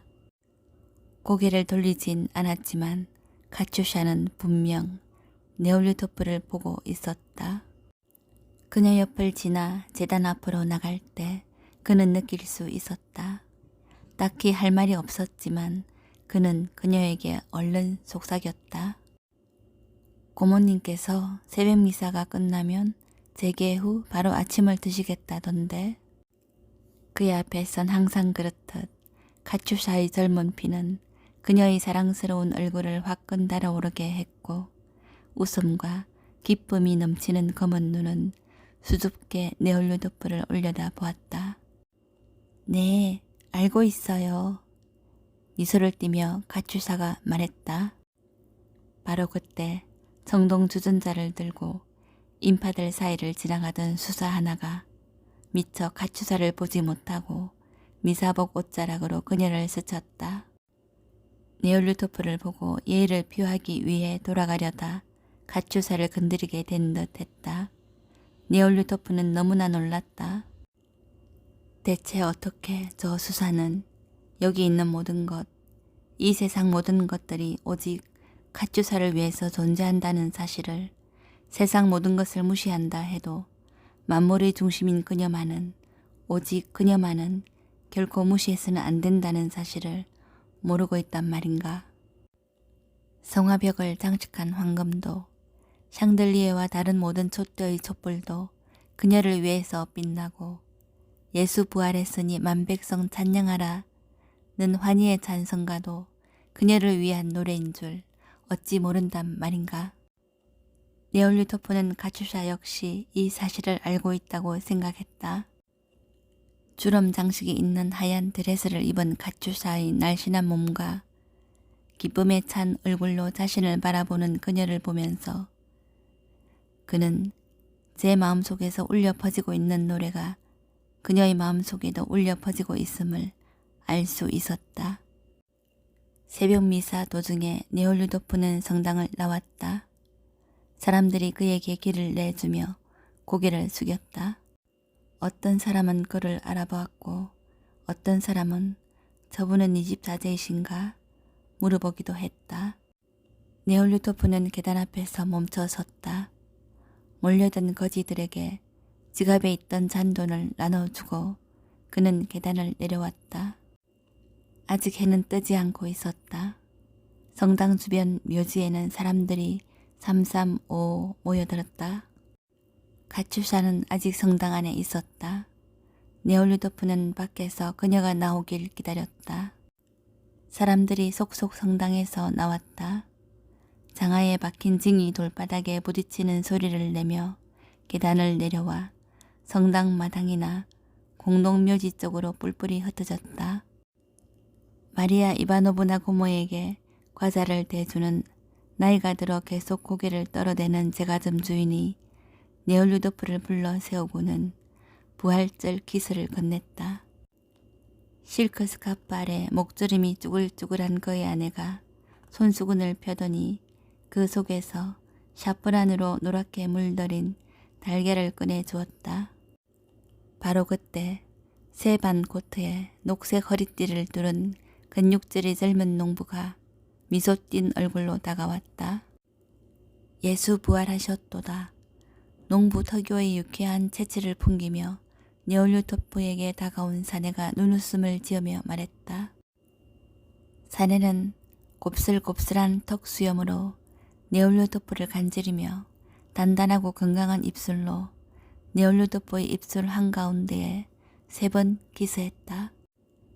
네올류토프가 농부에게서 부활절 키스와 함께 진갈색 달걀을 건네받고 있을 때 반짝거리는 드레스를 입은 마트로나 바블로브나와 검은 머리에 빨간 리본을 단 카츄샤가 모습을 드러냈다. 카츄샤 역시 앞을 지나가는 사람들 너머로 네올류토프를 발견했다. 그녀의 얼굴에 웃음꽃이 활짝 피었다. 마트로나 바블로브나와 함께 성당 입구로 나온 카츄샤는 거지들에게 돈을 나눠주었다. 코가 있어야 할 자리에 빨갛게 아문 종기 딱지가 앉은 거지가 카츄샤에게 다가갔다. 손수건에서 뭔가를 꺼내 거지에게 건넨 카츄샤는 그에게 다가가 전혀 불편한 기색 없이 오히려 기쁨에 찬 눈빛으로 키스를 3번 했다. 거지에게 입맞추는 순간 그녀의 시선이 네올류토프의 시선과 마주쳤다. 이렇게 하는 게 좋은 거죠? 그렇죠? 그녀의 눈빛은 이렇게 묻고 있었다. 그래 맞아. 사랑스러운 카츄샤. 아주 좋아. 아주 멋져. 널 사랑해. 두 여자가 계단을 다 내려오자 네올류토프가 다가갔다. 부활절 키스를 하기 위해서라기보다는 그저 카츄샤와 좀 더 가까이 있고 싶었다. 예수 부활하셨도다. 마트로나 바블로브나는 미소 띤 얼굴로 고개 숙여 인사하며 이 순간 만인은 평등하다는 듯 말했다. 그리고 돌돌 말아찐 손수건으로 입을 닦고는 네올류토프에게 다가왔다. 진실로 부활하셨도다. 네올류토프가 키스에 응답하며 말했다. 그는 카츄샤 쪽으로 고개를 돌렸다. 얼굴이 새빨개진 카츄샤도 네올류토프 쪽으로 다가왔다. 드미트리 이바노비치, 예수 부활하셨도다. 진실로 부활하셨도다. 그가 응답했다. 두 번째 키스를 마친 그들은 한 번 더 키스를 해야 할지 어떨지 뜸을 들이다가 마침내 마음을 결정한 듯 3번째 키스를 나누었다. 두 사람의 얼굴에 미소가 떠올랐다. 신부님을 뵙고 오지 않겠어? 네올류토프가 물었다. 아니에요, 드미트리 이바노비치. 우린 여기 있을게요. 카츄샤는 마치 벅찬 일이라도 막 끝낸 듯 한껏 가슴을 부풀리며 깊은 숨을 내쉬며 말했다. 약간 사신 그녀의 두 눈이 온순하고 순진한 사랑의 마음을 담아 네올류토프의 눈을 정면으로 응시했다. 남자와 여자가 사랑을 할 때는 그 사랑이 정점에 도달하는 순간이 있게 마련이다. 그 순간 이성이나 분별력은 사라지며 육체적 욕망 역시 사라진다. 부활절을 맞는 이날 밤이 네올류토프에게 바로 그런 순간이었다. 지금도 카츄샤를 떠올릴 때면 그녀와 함께한 날들 중에서 바로 이 순간이 다른 순간을 덮어버렸다. 매끄럽고 빛나는 검은 머리에 주름 장식이 있는 하얀 드레스, 그 속에 숨겨진 날씬한 몸과 아직 덜 자란 가슴, 홍조 띈 뺨, 밤을 새워 더욱 몽환적으로 보이는 부드럽게 빛나는 까만 두 눈, 그리고 그녀의 존재 전체를 관통하는 두 가지 특징, 순결하고 순수한 사랑. 그녀의 사랑은 비단 그를 향한 것만이 아니었다. 그 역시 알고 있었다. 그것은 세상 모든 사람과 모든 사물을 향한 것, 아름다운 것들만이 아니라 그녀가 입을 맞춘 거지에게도 해당되는 그런 사랑이었다. 네올류토프는 그녀 안에 이런 사랑이 있음을 잘 알고 있었다. 왜냐하면 바로 이날 부활절 전야와 부활절 새벽에 자신의 내면에도 그런 사랑이 있음을 깨달았고 그 큰 사랑 속에서 자신과 가추샤가 하나로 합쳐지고 있음을 깨달았기 때문이었다.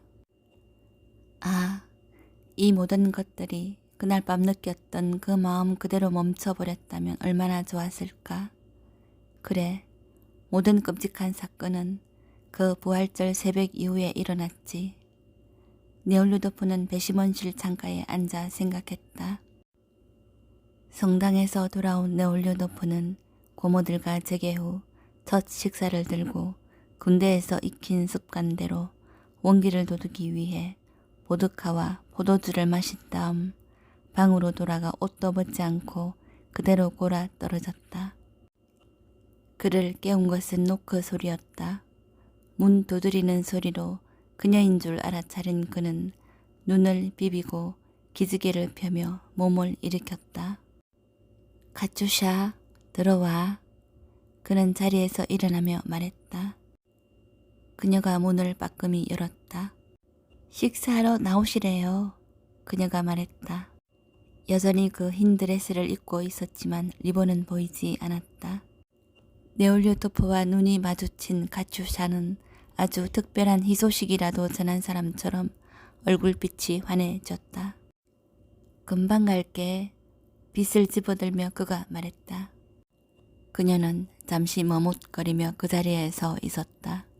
그 모습에 네올류도프는 빗을 내려놓고 그녀에게 다가갔지만 그녀는 갑자기 몸을 돌려 줄무늬 카펫이 깔린 복도를 따라 경쾌한 정걸음으로 달아나 버렸다. 이런 바보, 왜 잡지를 못해? 네올류도프는 곧장 달려나가 그녀를 따라잡았다. 그녀에게 어떻게 하고 싶은 건지는 네올류도프 자신도 알지 못했다. 다만 그녀가 방 안으로 들어왔을 때 그런 상황에서 다른 사람들이라면 당연히 했을 법한 어떤 행동을 자신이 하지 못했다는 생각이 들었다. 가추샤, 잠깐만. 그의 말에 그녀가 고개를 돌렸다. 무슨 일이세요? 그럼을 멈추며 그녀가 말했다. 아무것도 아냐, 그냥. 그는 잠시 감정을 추스르고는 이런 경우 사람들이 보통 어떻게 행동하는지 생각하며 가추샤의 허리를 끌어안았다. 그녀는 그대로 선 채 그의 눈을 쳐다보았다. 이러면 안 돼요, 드미트리 이바노비치. 이러면 안 돼요. 눈물이 고일 정도로 얼굴이 달아오른 가추샤는 단단하고 억센 손으로 네올루도프의 손을 뿌리쳤다. 네올루도프는 그녀를 놓아주었다. 무한하고 창피할 뿐 아니라 스스로가 추잡하게 느껴졌다. 그때 그는 자기 자신을 믿었어야 했다. 그리고 그 무한하고 창피한 마음이 제 영혼에서부터 솟아오르는 가장 선한 감정이기도 하다는 사실을 깨달았어야 했다. 그러나 그는 그러지 못했다. 오히려 모두가 아무렇지 않게 하는 일도 제대로 못하는 바보가 된 느낌이 들었다. 그는 다시 쫓아가 그녀를 끌어안고 목에 입을 맞추었다. 그것은 그전에 나눈 두 번의 키스와는 완전히 다른 것이었다. 라일락 숲을 뒤에서 우연히 나눈 첫 키스와도 그날 아침 성당에서 나눈 두 번째 키스와도 전혀 달랐다. 그것은 위험한 키스였고 그녀 역시 느끼고 있었다. 왜 이러세요? 그녀가 소리쳤다. 그 안에는 그가 너무나도 소중한 뭔가를 다시는 회복할 수 없게끔 산산조각 내버렸다는 원망이 담겨 있었다. 그녀는 그를 뿌리치고 빠른 걸음으로 도망쳤다. 그는 식당으로 갔다. 곱게 차려입은 두 고모와 의사, 이웃 여자가 전체 요리를 들고 있었다. 모든 게 평상시와 다름없었지만 네올류도프의 마음속에는 폭풍이 몰아치고 있었다. 사람들의 말이 제대로 귀에 들어오지 않아 엉뚱한 대답을 내뱉었다. 가추사를 쫓아나가 복도에서 나눈 키스의 느낌만이 떠오를 뿐 그녀 말고는 다른 어떤 생각도 나지 않았다. 가추샤가 식당에 들어왔을 때는 쳐다보지도 않고도 온몸으로 그녀의 존재를 느꼈다. 그녀를 돌아보지 않기 위해 그는 무진 애를 썼다. 점심 식사 후 곧장 자기 방으로 돌아간 그는 격정에 사로잡힌 채 한참이나 서성이며 그녀의 발소리가 들리나 귀를 쫑긋 세웠다. 바야흐로 그의 내면에 웅크리고 있던 동물적 자아가 고개를 들고 정신적 자아를 무참히 짓밟기 시작한 것이었다. 그가 처음 이 집에 왔을 때, 심지어 바로 오늘 아침 성당에서도 그를 지키고 있던 정신적 자아는 사라지고 오직 무서운 동물적 자아만이 그의 영혼을 지배했다. 계속 기회를 엿보았지만 이날 더 이상은 그녀와 마주치지 못했다. 그녀가 피해 다닌 게 분명했다. 하지만 저녁 무렵 카츄샤는 그의 옆방에 볼 일이 생겼다. 의사가 하루 묵고 가기로 해서 잠자리 준비를 해줘야 했던 것이다. 그녀의 발소리를 들은 네홀류도프는 마치 범죄라도 저지르는 사람처럼 숨을 죽이고 그녀의 뒤를 따라 살그머니 방 안으로 들어갔다. 깨끗한 베갯닛에 두 손을 넣어 베개 양끝을 매만지던 카츄샤는 그를 향해 미소 지어 보였지만 그것은 예전처럼 즐겁고 기쁨에 찬 것이 아니라 겁에 질려 애원하는 듯한 미소였다. 마치 그가 하려는 행동이 추악한 짓이라고 말하는 듯 했다. 잠시 그는 제자리에 멈춰 섰다. 다시 갈등이 찾아왔다. 약하긴 했지만 그녀를 향한 진실한 사랑의 목소리가 그녀에 대해, 그녀의 감정과 그녀의 삶에 대해 이야기하는 사이 또 다른 목소리는 나의 쾌락과 나의 행복을 놓쳐선 안 된다고 속삭였다. 그리고 마침내 두 번째 목소리가 첫 번째 목소리를 삼켜버렸다. 그는 작정하고 그녀에게 다가갔다. 걷잡을 수 없도록 무서운 동물적 감정이 그를 사로잡았다. 네올류토프는 그녀를 꼭 끌어안는 채 침대에 앉아 뭔가 해야 한다는 강박을 느끼고 있었다. 드미트리 이바노비치, 당신은 좋은 분이잖아요. 제발 놔주세요. 그녀는 애처로운 목소리로 말했다. 마트료나 파블로브나가 온단 말이에요. 카츄샤가 발버둥치며 외쳤고 순간 정말 문 밖에서 발소리가 들렸다. 그럼 오늘 밤에 내가 갈게. 네올류도프가 말했다. 혼자 있을 거지? 무슨 말씀이세요? 절대 안 돼요. 그래서는 안 된다고요. 그녀의 입은 그렇게 말하고 있었지만 흥분한 듯 떨리는 그녀의 몸은 달리 말하고 있었다. 방으로 들어온 사람은 정말 마트류나 파블로브나였다. 이불을 들고 온 그녀는 네올류도프를 향해 못마땅하다는 듯 눈을 흘기더니 카츄샤에게는 엉뚱한 이불을 가져왔다고 화를 냈다. 네올류토프는 아무 말 없이 밖으로 나갔다. 이젠 수치심조차 느껴지지 않았다. 마트료나 파블로브나의 표정에는 비난이 어려 있었다. 그 비난이 정당하다는 것도 자신이 하려는 행동이 정확한 짓이란 것도 그는 잘 알고 있었다.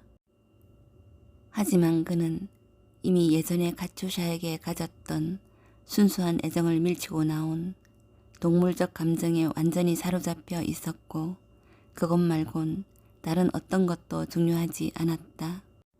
그는 이제 그 감정을 충족시키기 위해 무엇을 해야 하는지 잘 알고 있었다. 그리고 이를 실행할 방법을 강구했다. 저녁 내내 그는 제정신이 아니었다. 고모들 방에 들렀다가 자기 방으로 돌아왔다가 다시 현관에 나갔다가 하면서도 그의 머릿속엔 오직 한 가지, 어떻게 하면 그녀와 단둘이 있을 수 있을까 하는 생각뿐이었다. 하지만 그녀는 그를 피해 다녔고 마트료나 파블로브나 역시 그녀가 시야에서 벗어나지 않게끔 지켜보고 있었다. 그렇게 시간은 흘러 마침내 밤이 되었다. 의사는 잠자리에 들었고 고모들도 쉬고 있었다. 마트료나 파블로브나가 고모들 침실에 있을 테니 한여방엔 카츄샤 혼자 있을 것이었다. 네올류도프는 다시 현관으로 나갔다. 밖은 어둡고 습기 찼으나 따뜻했다. 봄이 되자 하얀 안개가 잔슬을 몰아냈고 그렇게 녹은 잔슬이 다시 짙고 흰 안개가 되어 대기를 가득 채웠다. 저택에서 100걸음 정도 떨어진 비탈 아래 강에서는 괴상한 소리가 들려왔다. 얼음이 갈라지는 소리였다. 현관 계단을 내려온 네올리오도프는 물 웅덩이가 있는 마당을 지나 한여방 창문 쪽으로 갔다. 귀에 들릴 만큼 심장이 세차게 뛰었다. 가쁜 숨을 몰아쉬다가 다시 긴 숨이 터져나왔다. 한여방에는 작은 램프가 타고 있었다. 가축사 홀로 책상에 앉아 멍하니 앞을 바라보며 깊은 생각에 잠겨 있었다. 네올리오도프는 우두커니 서서 한참 동안 그녀를 바라보았다. 혼자 있을 때 그녀가 무엇을 하는지 알고 싶었다. 2분가량 꼼짝 않고 앉아있던 그녀는 이윽고 고개를 들어 살짝 미소를 짓더니 스스로를 질책하기라도 하는 듯 고개를 내저었다. 그러고는 자세를 바꾸어 두 손을 책상에 올려놓고는 다시 정면을 바라보았다. 그렇게 가만히 서서 그녀를 지켜보고 있었지만 그는 저도 모르게 자신의 심장 박동 소리와 강에서부터 들려오는 괴상한 소리에 귀를 기울이고 있었다. 안개에 쌓인 강에서는 천천히 쉴 새 없이 무슨 일인가가 벌어지고 있었다. 씩씩거리는 것 같기도 쩍쩍 갈라지는 것 같기도 한 소리가 들리다가는 뭔가 떨어지는 소리와 함께 얇은 얼음장이 유리처럼 쨍하고 갈라지는 소리가 들려왔다. 네올리오도프는 우두커니 서서 마음속의 갈등으로 고통스러워하는 카츄사의 얼굴을 바라보았다. 그녀가 불쌍하다는 생각이 들었지만 그런 연민의 감정은 그녀를 향한 욕망을 더욱 부채질할 뿐이었다. 어느새 그는 욕망의 포로가 되어 있었다. 그는 창문을 두드렸다. 감전이라도 된 듯 온몸을 파르르 뜨는 그녀의 얼굴에는 공포의 빛이 떠올랐다. 자리에서 벌떡 일어난 가추사가 창가로 다가와 유리에 얼굴을 갖다 대고는 말 눈가리개처럼 양손을 눈가에 댔다. 창밖의 그를 알아보았지만 그녀의 얼굴에서 공포의 빛은 사라지지 않았다. 그녀의 표정은 너무나도 심각했다. 가추사의 그런 표정은 본 적이 없었다. 그의 미소에 그녀 역시 미소 지어 보였지만 마음속에는 미소가 아니라 공포만이 가득했다. 그가 밖으로 나오라고 손짓했지만 그녀는 고개를 가로저으며 창가에서 꼼짝도 하지 않았다. 그가 다시 한번 유리창에 얼굴을 대고 그녀를 부르려는 순간 그녀가 문 쪽으로 고개를 돌렸다. 누군가 그녀를 부르는 모양이었다. 네올리오도프는 창문에서 물러섰다. 안개가 너무 짙어서 5걸음 물러났을 뿐인데 창문은 보이지 않고 그저 붉은 램프 불빛에 시커먼 형체만 일렁거렸다. 강 쪽에서는 여전히 씩씩거리고 와글거리는 소리, 갈라지는 소리, 얼음 깨지는 소리가 들려왔다. 그리 멀지 않은 마당 한켠 안개 속에서 수탉 울음소리가 들려왔다. 이에 응답하듯 주변의 닭들도 따라 울더니 마을 저 멀리 있는 닭들도 합세해 한 목소리로 울어댔다. 길모퉁이를 서성이며 몇 차례나 물웅덩이에 빠지고는 네올리오도프는 다시 한여방 창가로 다가갔다. 여전히 램프가 타고 있었고 가추사는 다시 책상에 홀로 앉아 어찌할 바를 모르고 있었다. 그가 창가에 다가서자 그녀의 눈이 그쪽을 향했다. 그가 창문을 두드리자 그녀는 누구인지 확인도 하지 않고 곧장 방에서 뛰쳐나갔다. 딸깍하는 소리에 이어 출입문이 삐거덕 열리는 소리가 들렸다. 그는 뒤쪽 테라스로 달려가 기다리고 있다가 아무 말 없이 그녀를 왈칵 껴안았다. 그녀는 그의 품에 꼭 안긴 채 고개를 들어 그의 키스를 받아들였다. 그들은 테라스 한쪽 눈이 녹아 마른 땅 위에 서 있었다. 그의 온몸이 채워지지 않은 욕망으로 활활 불타오르고 있었다. 순간 좀 전처럼 딸깍하는 소리에 이어 문 열리는 소리가 나더니 마트료나 파블로브나의 화난 목소리가 들려왔다. 카츄샤! 그녀는 그의 몸에서 떨어져 나와 방으로 돌아갔다. 철컥 문을 잠그는 소리가 들리고 곧 사방이 고요해졌다. 붉은 불빛마저 사라지고 오직 와글대는 강물과 안개만이 덩그러니 남아있었다. 네올류도프는 창가로 다가가 보았지만 아무도 보이지 않았다. 창문을 두드려도 아무 반응이 없었다. 네올류도프는 현관을 통해 방으로 돌아왔지만 도통 잠을 이룰 수 없었다. 그는 장화를 벗고 맨발로 복도로 나와 마트료나 파블로브나의 방과 나란히 붙어있는 그녀의 방 쪽으로 다가갔다. 마트료나 파블로브나가 낮게 코 고는 소리를 듣고 막 그 앞을 지나가려는 순간 갑자기 그녀가 기침을 하며 몸을 뒤쳐 침대에 삐그덕거리는 소리가 났다. 그는 그 자리에 얼어붙은 채 5분 정도 서 있었다. 다시 주변이 잠잠해지고 조용히 코 고는 소리가 들리자 네올류도프는 소리나지 않는 마룻장만 골라 디디며 카츄사의 방문 앞으로 한 발짝 한 발짝 다가갔다. 방 안에선 아무 소리도 나지 않았다. 숨소리조차 들리지 않는 걸로 보아 그녀 역시 자지 않고 있는 게 분명했다. 그가 카츄샤 하고 속삭이자마자 그녀는 벌떡 일어나 문 앞으로 다가와서는 화난 듯한 목소리로 제발 돌아가 달라고 간청했다.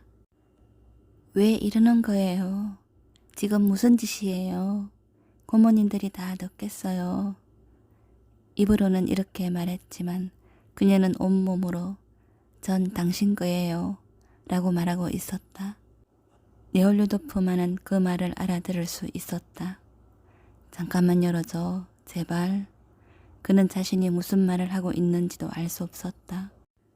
그녀 쪽에서는 아무 소리도 들리지 않더니 마침내 문 걸쇠를 더듬는 소리에 이어 찰칵하고 문 열리는 소리가 났다. 그는 냉큼 안으로 들어갔다. 그는 빳빳하고 까끌까끌한 민소매 잠옷을 입은 그녀를 덥석 안아 올려선 그대로 밖으로 나왔다.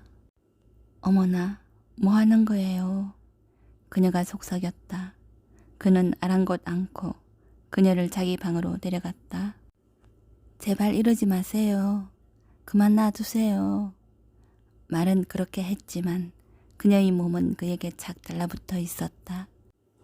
그녀가 아무 대꾸 없이 부들부들 떨며 방에서 나간 뒤 그는 테라스로 나와 방금 벌어진 일의 의미를 이해해 보려 애쓰며 한참이나 서 있었다. 날이 조금씩 밝아오고 있었다. 아래쪽 강에서는 얼음이 깨지고 갈라지는 소리, 부서진 얼음 조각들이 흘러가는 소리에 물 흐르는 소리까지 더욱 거세지고 있었다.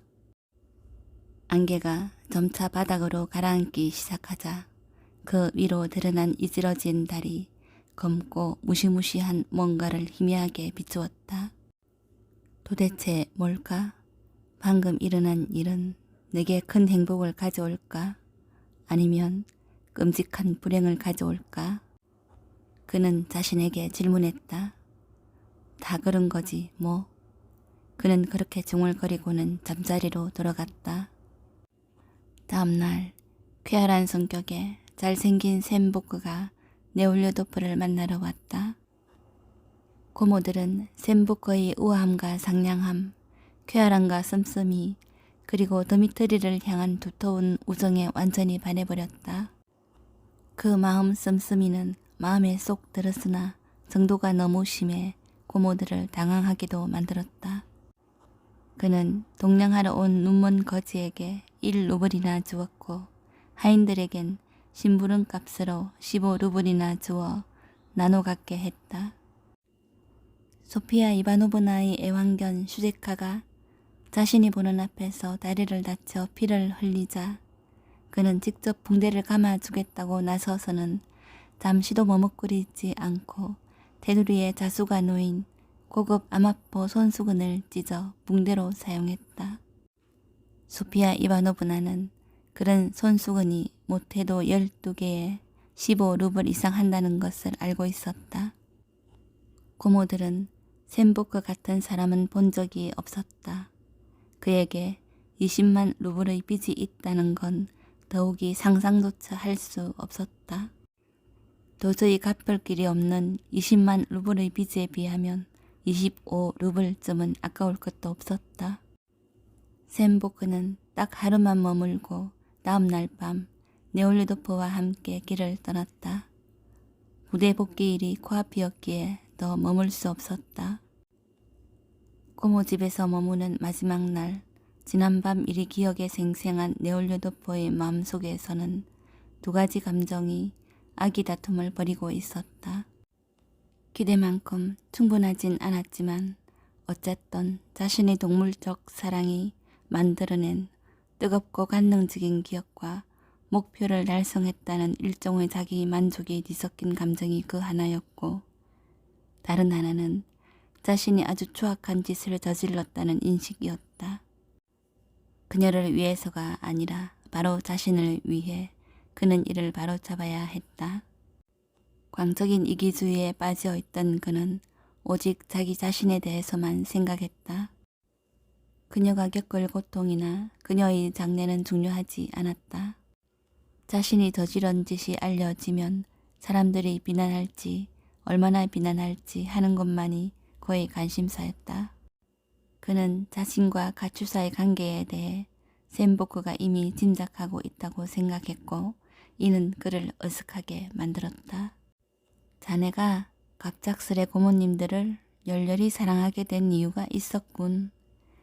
가추사를 보자마자 셈보크가 꺼낸 첫 마디였다. 고모 댁에서 일주일이나 있을만 해. 내가 자네라도 떠나기 싫었겠어. 참 아름다운 여자야. 네올리도프는 그녀와의 사랑을 충분히 즐기지 못하고 떠나는 게 아쉽기도 하지만 어차피 유지하기 쉽지 않을 관계라면 일찌감치 정리하는 것이 나을 거라 생각했다. 그는 그녀에게 돈을 좀 주어야겠다고 생각했다. 그녀를 위해서 그녀가 나중에 돈이 필요할 거라고 생각해서는 아니었다. 그냥 사람들이 대개 그렇게 하니까 그녀를 농락하고도 대가를 지불하지 않는다면 사람들이 자신을 비열한 인간이라 여길까봐 그렇게 하는 것이었다. 그는 자신의 입장에서도 그녀의 입장에서도 결코 적지 않은 돈을 그녀에게 주었다. 떠나는 날 점심 식사 후 그는 현관에서 그녀를 기다렸다. 가추사는 그를 보자마자 얼굴이 화끈 달아올랐다. 그녀는 눈짓으로 열려있는 하녀 방문을 가리키며 그냥 지나가려 했지만 그는 그녀를 불러 세웠다. 작별 인사를 하러 왔어. 100루블짜리 지폐 한 장이 든 봉투를 손으로 꾸깃꾸깃 말면서 그가 말했다. 자, 이건 내가. 그게 무엇인지 눈치챈 가추샤는 얼굴을 찌푸리고 고개를 저으며 그의 손을 밀쳐냈다. 그러지 말고 받아. 네올리도프는 돈 봉투를 그녀의 가슴팍에 떠안기고는 불의 댁이라도 한 듯 얼굴을 찡그리고 신음하며 자기 방으로 달려갔다. 방으로 돌아온 뒤 그는 한참 동안 방 안을 서성였다. 몸을 비틀기도 하고 심지어 깡충깡충 뛰기도 했으며 돈 주는 장면을 떠올릴 때마다 물리적 통증에 시달리는 듯 탄식했다. 허나 어쩌겠어. 다들 그러잖아. 셈보크도 가정교사와 불륜을 저질렀다고 했고 그리샤 삼촌도 그랬잖아. 아버지는 또 어떻고. 아버지도 시골에 계실 때 한 촌부랑 미텐카란 사생아를 낳으셨잖아. 그 아이는 지금도 잘 살고 있고 다들 그러는데 나라고 별 수 있겠어? 그는 이렇게 자신을 위로했지만 그런다고 마음이 편해지는 건 아니었다. 조금 전 일을 떠올리면 양심이 쓰라렸다. 마음속 깊은 곳에서는 자신의 행동이 얼마나 추악하고 비열하고 잔인했는지 잘 알고 있었다. 이런 짓을 한 이상 이제 그는 다른 사람을 비난할 자격이 없었다. 사람들 눈을 똑바로 쳐다볼 수도 예전처럼 스스로를 멋있고 고귀라고 어진 젊은이라고 생각할 수도 없었다. 하지만 활력 있고 즐거운 인생을 살려면 여전히 자신을 그런 사람이라 믿어야 했고 그러자면 한 가지 방법뿐이었다. 그것은 카츄샤와의 일을 잊어버리는 것이었고 그는 그렇게 했다. 새로운 환경과 전우들, 전쟁 등에 적응해야 했기에 네올류도프는 그 일을 잊을 수 있었다. 시간이 지날수록 점점 희미해지더니 결국에는 정말 깨끗하게 기억에서 사라졌다. 전쟁이 끝난 후 딱 한 번 카츄사를 만날 수 있을까 해서 고모 집에 들렀으나 그녀는 거기에 없었다. 그가 떠난 뒤 그녀는 고모 댁에서 나왔고 고모들이 들은 소문에 따르면 어딘가에서 아이를 낳은 후 완전히 타락해버렸다고 했다. 심장이 죄는 듯 고통스러웠다. 날짜를 따져보면 그 아이는 그의 아이일 수도 아닐 수도 있었다. 고모들은 그녀가 제 어미를 닮아 본성이 음탕한 거라고 했다. 그런 말을 들으니 그는 자기 행동이 정당화되는 것 같아 마음이 한결 가벼워졌다. 처음에는 무작정 그녀와 아기를 찾고 싶었다. 하지만 그 일을 떠올리면 마음속 깊은 곳에서부터 너무나 수치스럽고 고통스러워 이내 그들을 찾기를 그만두었다. 그는 자신의 죄를 깨끗이 잊고 더 이상 생각조차 하지 않았다. 그런데 이렇게 기막힌 우연으로 이 모든 일들을 다시 떠올리게 됐다. 양심에 반하는 죄를 짓고도 지난 10년간 무사태평하게 지내온 자신의 무정함과 잔인함을 인정하지 않을 수 없게 된 것이다. 지금 그의 걱정은 혹시라도 예전 일들이 모두 들통나면 어쩌나, 카츄샤와 그녀의 변호사가 그 일까지 진술해서 사람들 앞에서 망신을 당하면 어쩌나 하는 것뿐이었다.